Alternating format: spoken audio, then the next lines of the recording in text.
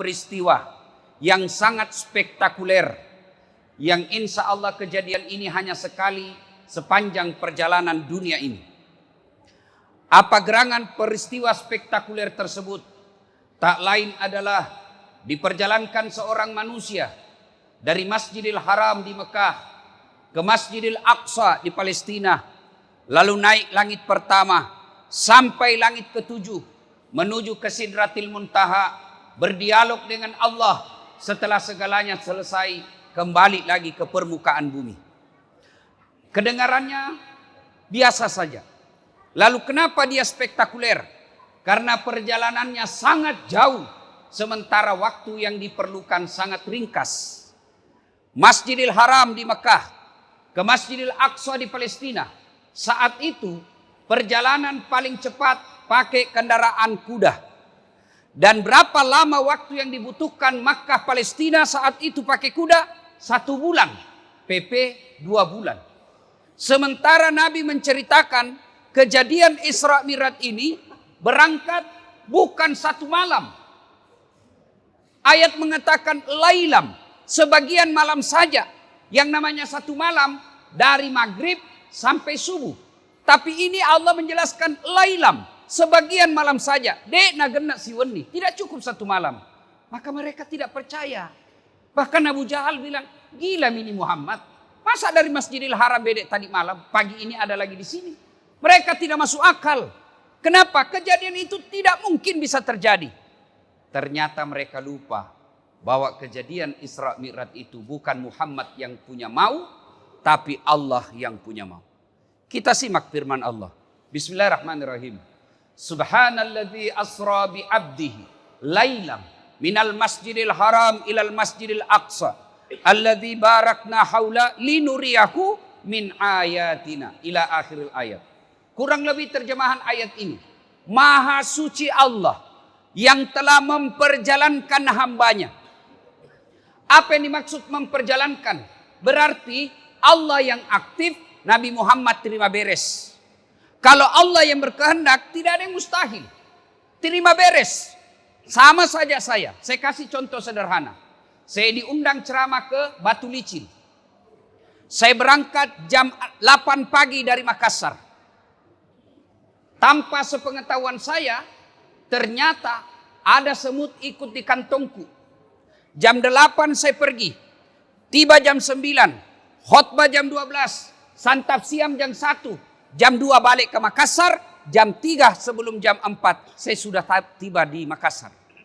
Ternyata semut ini keluar dari kantong dan cerita kepada temannya semut. Saudara-saudara sekalian bangsa semut. Baru saja saya pulang dari Batu Licin. Dia bilang semut yang lain, jam berapa kau pergi? Dia bilang tadi pagi. Jam 8. Ada mah kau lagi siang di sini. Dia bilang, buktinya kau lihat mah ada di depanmu. Kata semut yang lain, tidak masuk di akal. Kau baru keluar saja dari rumah, dia enjak kau mobil, mati kau, nalepo kau oto.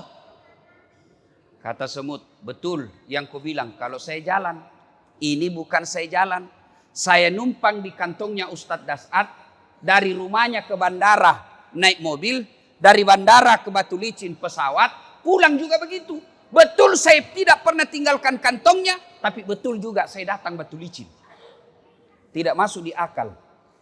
Semut bisa PP Batu Licin beberapa tahun saja. Tapi bukan semut yang jalan. Siapa? Das'ad Latif yang jalan. Dia numpang di kantongnya Das'ad. Begitu mestinya kita memaknai kejadian Isra Mi'raj. Bukan Nabi yang jalan, tapi diperjalankan oleh Allah Subhanahu wa Ta'ala. Inilah kejadian Isra dan Mi'raj yang kita peringati seperti bulan saat ini, bulan Rajab. Selalu diingatkan buat kita Isra dan Mi'raj. Nah, pertanyaan pertama. Kenapa Nabi diisrakan? Untuk apa Nabi diperjalankan? Dalam Islam ada 2 tahun yang aneh-aneh namanya. 1, tahun gajah. Tahun lahirnya Nabi. Kenapa disebut tahun gajah? Karena ada pasukan gajah yang menghancurkan Ka'bah, dengan izin Allah dihancurkan. Yang kedua, tahun duka cita. Kenapa disebut tahun duka cita? Karena 2 orang yang paling mencintai dan dicintai oleh Nabi meninggal pada tahun yang sama. 1, kakek beliau Abdul Muttalib. Dua, istri beliau Khadijah meninggal pada tahun yang sama. Maka Nabi pada saat itu menyebutnya disebut tahun duka cita. Mestinya wana Nabi tak sedih, Nabi duka cita. Pada saat Nabi berduka, datanglah perintah Allah melalui malaikat Jibril. Jibril, kau jemput kekasihku Muhammad. Saya mau bawa dia jalan-jalan. Saya mau hibur dia. Kemana?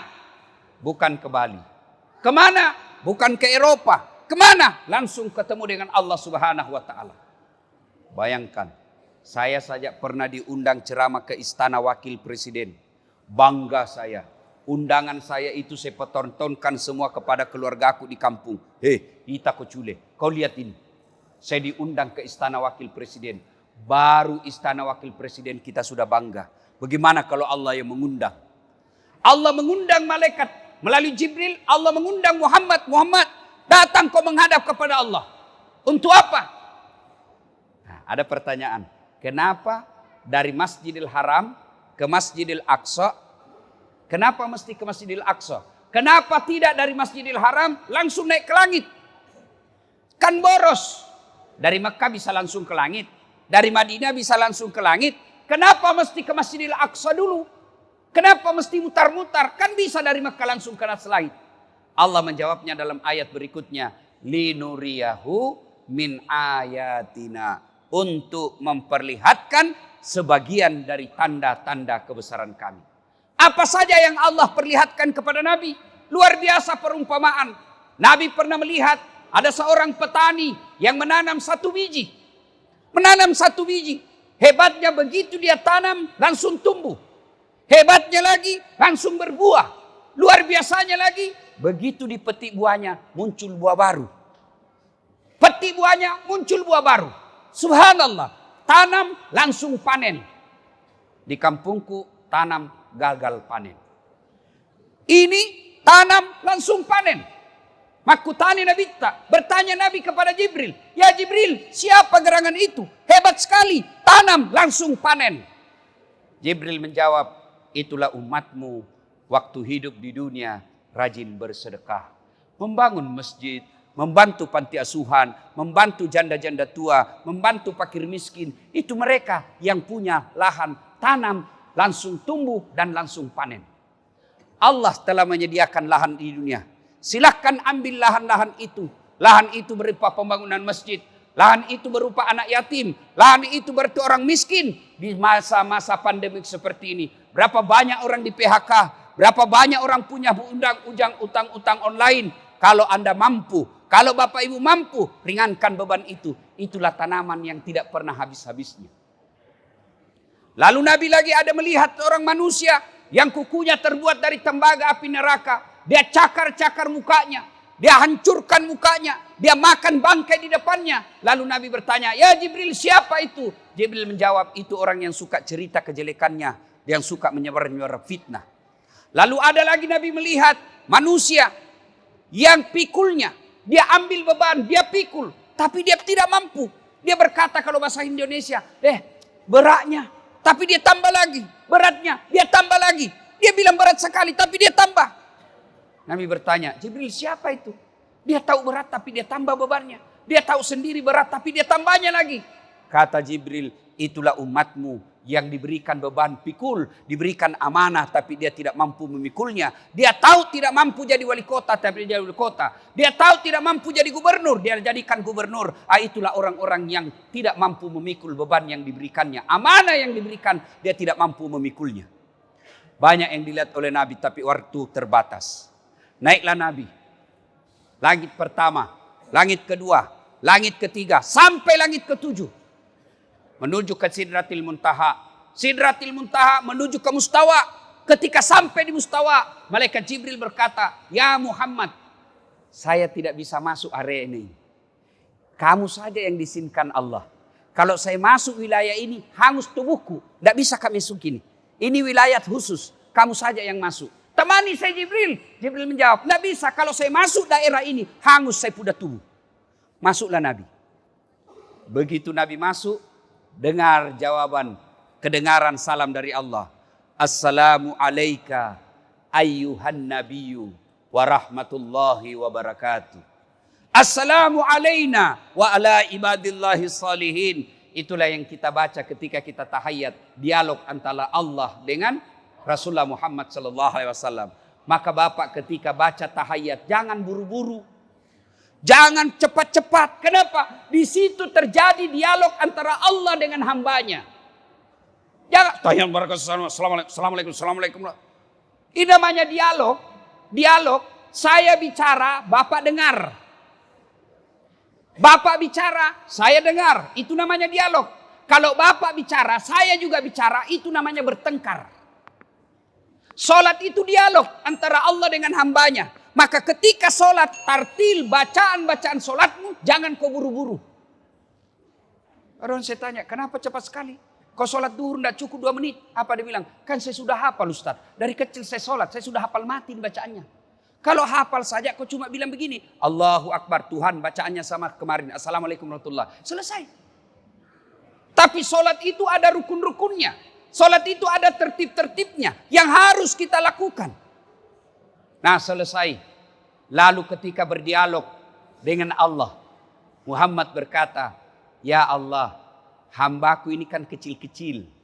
Hambaku ini kan pendek-pendek umurnya. Bayangkan Pak, Nabi Nuh berdoa 900 tahun baru Allah kabulkan. Mana ada umatnya Nabi Muhammad ratusan tahun. Sedikit sekali di atas 100 tahun. Rata-rata 60-70 sudah panen. Maka Nabi berkata, ya Allah umatku ini pendek umurnya. Kecil-kecil pula. Kasih kami keistimewaan. Allah berfirman, Muhammad, saya kasih kau amal yang tidak pernah kuberikan sebelummu. Yang tidak pernah kukasih sebelummu. Inilah solat 50 kali sehari semalam. Turun Nabi. Langit pertama tidak ada masalah. Di langit kemudian ketemu dengan Nabi Musa. Dan Nabi Musa berkata, Muhammad, apa oleh-oleh untuk umatmu dari Allah? Alhamdulillah. Allah kasih saya solat 50 kali sehari semalam. Malaikat Nabi Musa berkata, berapa Muhammad? 50. Tidak salah. Umatku saja besar-besar kuat-kuat. Tidak mampu itu kalau 50. Kau naik lagi minta keringanan. Nabi naik dikurangi 5. Turun. Kata Nabi Musa masih banyak. Naik lagi dikurangi 5. Masih banyak. Naik lagi. Kondar mandir. Setiap kali naik dikurangi 5. Terakhir tinggal 5. Nabi Musa berkata masih banyak bos. Kalau bahasa kita masih banyak itu.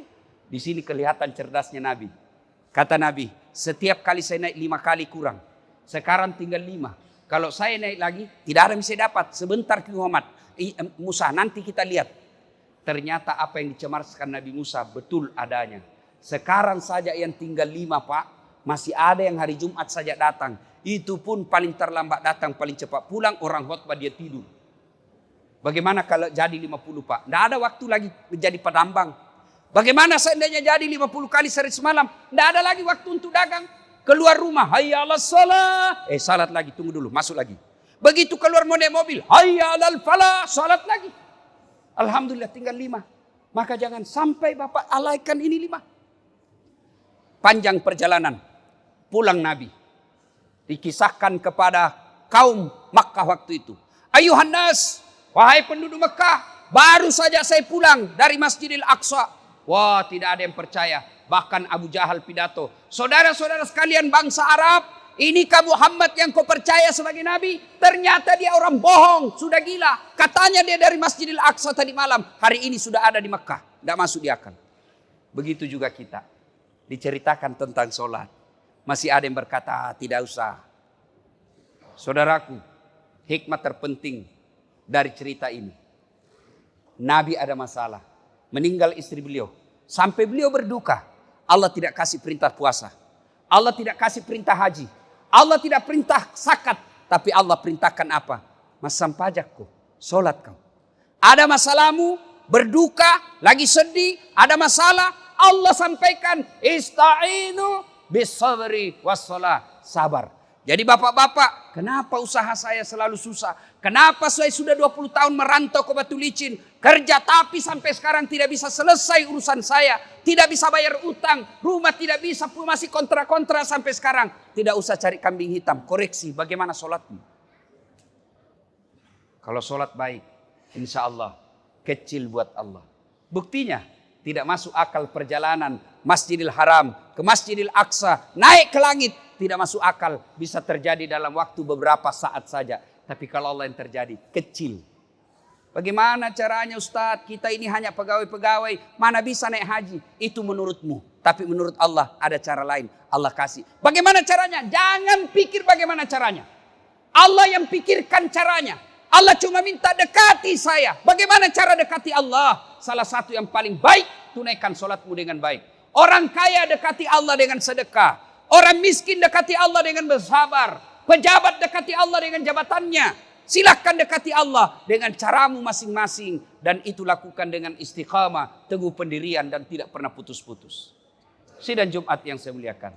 Kisah Isra Mi'raj terlalu populer di antara kita. Bahkan tiap tahun kita dengar. Tapi semua itu tidak ada guna. Kalau pulang nanti tetap mengabaikan sholat. Makna terpenting, mari sholat. Kalau sholat kita tidak ada, bahasanya kalau di Makassar, Dasaat, ini puasamu. 40 tahun tidak pernah lepas. Ini hajimu 2 kali, umroh 4 kali. Ini kau bangun masjid, ini sedekahmu, ini silaturahmimu. Mana kuncinya? Mana kuncinya? Apa kuncinya? As-salatu miftahul jannah. Solat itu kuncinya surga. Tidak ada kuncinya, tidak ada semua amalmu. Maka semua amal-amal dihapus. Semua ibadah-ibadah kebaikan hapus. Kenapa? Tidak ada passwordnya untuk masuk mengambilnya. Mudah-mudahan selesai khutbah Jumat ini, mari kita koreksi solat kita masing-masing.